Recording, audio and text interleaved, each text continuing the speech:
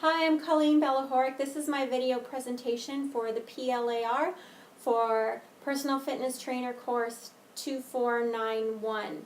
In this presentation, I am going to show you how I would interact with a client who is looking to work with me. So the client in question is 28 years old. She's a single mother of 2 young daughters. She works shift work as a police officer, and since her divorce has put on a little bit of weight. She is concerned that if she were asked to do the physical evaluations, she would not be able to pass it. Recently she was feeling dizzy, so she saw her doctor, and her doctor put her on the treadmill, did a test, and did agree that she probably wouldn't be able to pass it. So she is looking to work with me for 3 months to achieve the goal of being able to meet those standards. So meeting with her, I would go over her medical history with her, explain to her what it means, as well as what the treadmill test her doctor did means. We would discuss some goals using the SMART acronym. We would look at a strength and cardiovascular program for the next 3 months, and then talk about some lifestyle changes she could make to help increase her chance of success. So looking at her medical history, even though she has gained 7 kilograms, she's still considered in the healthy weight range for her. However, if she is uncomfortable with that, then a program can certainly help her lose some weight. So her weight is healthy. The bigger issue with her is her risk for cardiovascular disease. Because she has a strong genetic factor, it does increase her risk. Her father had a heart attack and has passed away, and her brother has high blood pressure. The client herself is pre-hypertensive and does have a high cholesterol ratio. However, by increasing her regular exercising and making some lifestyle changes that we'll talk about later, she can lower those values and decrease the risk. As well, she is a former smoker. She doesn't smoke anymore, so I would tell her to keep it up, because staying a non-smoker also decreases her risk. Now, in terms of goal setting, which we'll talk about in a minute, I think that having her lower her risk is a great goal. However, it is not something that I can measure for her, and it is a bit too broad. So hopefully by achieving all of the specific goals, that goal will also be able to be achieved simultaneously. So the second thing I would talk to her about would be the treadmill test her doctor did with her. What she knows is that she completed 12 minutes of a modified test. She felt very tired at the end. She might not know what specific her heart rate was or her blood pressure. She got a maximal heart rate of 190 beats per minute, and her blood pressure did follow what you would expect for aerobic activity. However, the test she did was the modified protocol. So the standard protocol, she would have been able to achieve step 2. So a goal that I would have for her that is not necessarily specific is that next time she sees her doctor, she would be able to complete more stages on the standard Bruce protocol test. So getting to our goal setting with her, she wants to be able to achieve the minimum police standards. So those are specific goals for her. So I have thought specifically achieving 40 centimeters on the jump test, achieving a minimum 31.3 for the VO2 max, so the minimum standard, and losing the 7 kilograms, which will also make these tests easier. So these goals are specific for her. Measuring these tests, they can be done bi-weekly or monthly. We can do monthly weigh-ins to ensure that she is staying on track.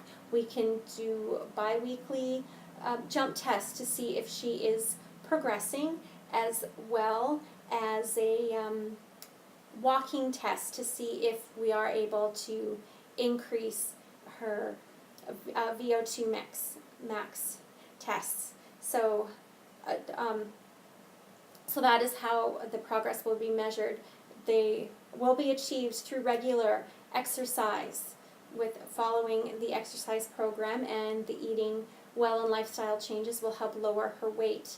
They are relevant to her because this is the minimum standard she needs for her job, as well as she wants to be able to be more active, to be more functionally active in her job, and also to have more activity with her children and be able to handle that.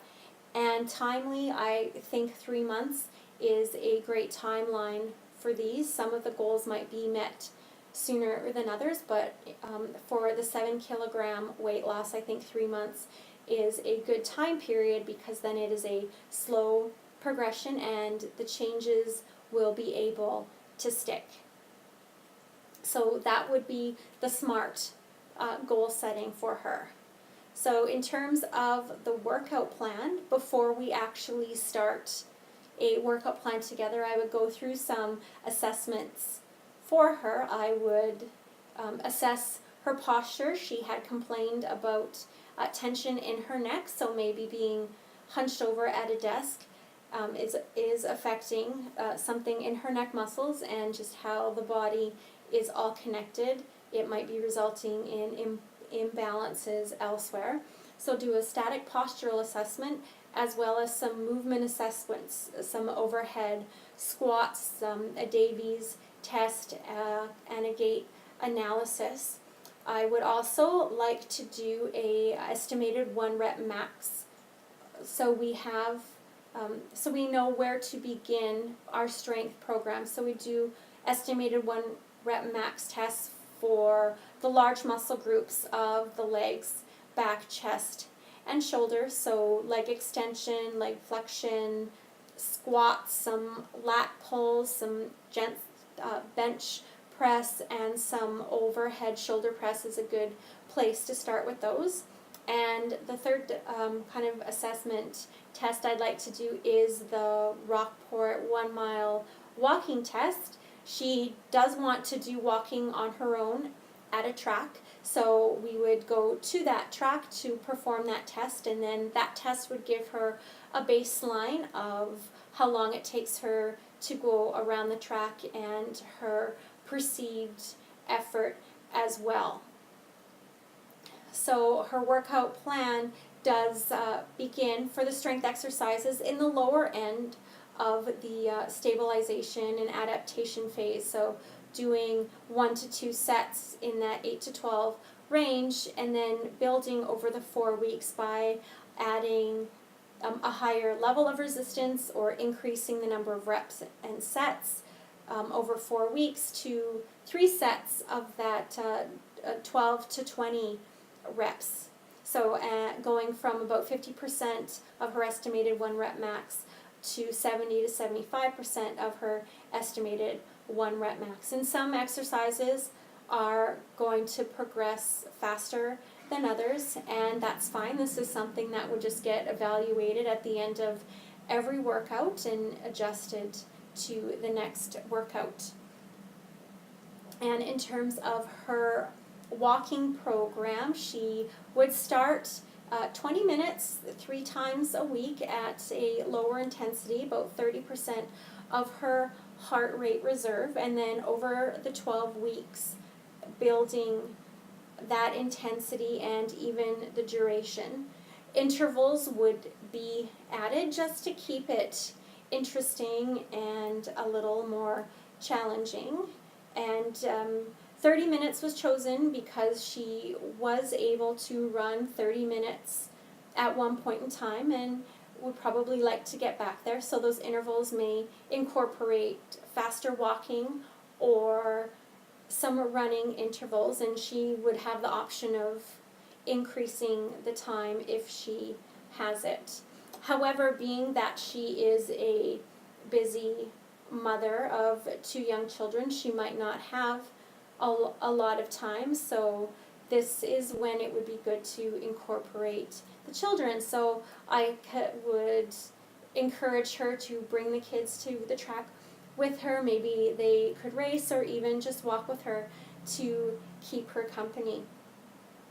In terms of lifestyle modifications that she could make, I think we would talk about meal planning and batch cooking. She has mentioned that she sometimes will eat one meal a day. She has mentioned that she has tried all sorts of crash diets that haven't worked, and that they eat fast food maybe 3 times a week. So educating her with the Canada Food Guide and just showing her what a balanced meal would look like, I think would be very beneficial to her, and then she could take that home and present it to her kids, and that's an activity that they could do together. They could do the shopping and the preparing, so not only will they be having healthy, balanced meals and reducing the amount of fast food that they have, but this is also giving her a chance to spend more time with her daughters. One thing I do think that is important to stress to her is that change does take time, and that it's easy to get discouraged, but I would do my best to keep her focused at the long run. Well, this is the goal we want to achieve in 3 months, and if that seems too scary, then I can chop it down. Well, then what about this month? Reduce your fast food to twice a week instead of 3 times, and then look the next month, okay, drop it to 1. Another thing is an evening glass of wine to wind down. I think on occasion is fine, but to have it as a nightly habit is, if she's using that as a stress relief and as a way of self-care, then I'd like to introduce her to different activities.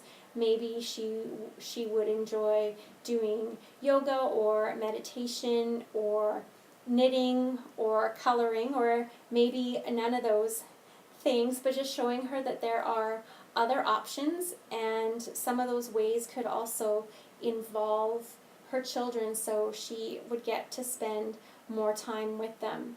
She has said that she feels stressed, and I don't know what it's like to be a single mom, but I do know how much time and how challenging children are, and hopefully this will help balance her out, help her feel that she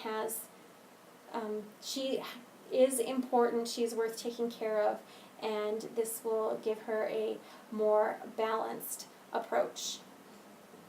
So that is how I would approach talking with a client. I do realize that an actual conversation isn't so scattered and has a little bit more flow, but hopefully by presenting someone with the science and how that relates to their body, but also giving it into terms they can understand, and how making positive changes can be better for your health and wellness. Thank you.